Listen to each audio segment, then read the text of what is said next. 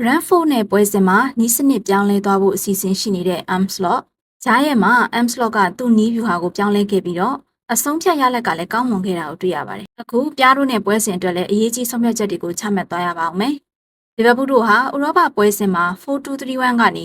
4-4-2 ဆန်ဆန်ချင်းကပ်ခဲ့ပြီးတော့ Frankfurt ကို 5-1 နဲ့အပြတ်ကျန်းခဲ့တာပါ။အခုကစားမယ် Brentford ကိုတော့နောက်ဆုံး5ပွဲစလုံးအနိုင်ရထားပြီး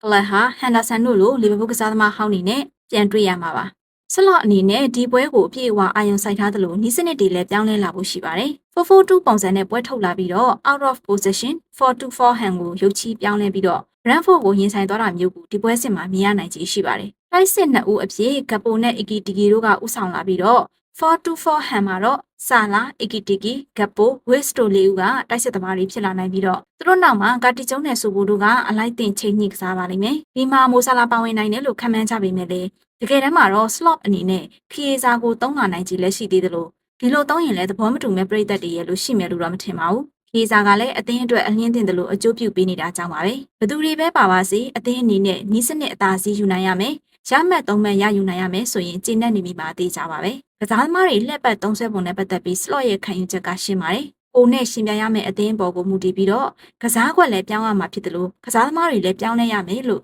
slot ကယုံကြည်ထားပါတယ်ဆက်လက်အောင်မြင်နိုင်ပါစေရှင်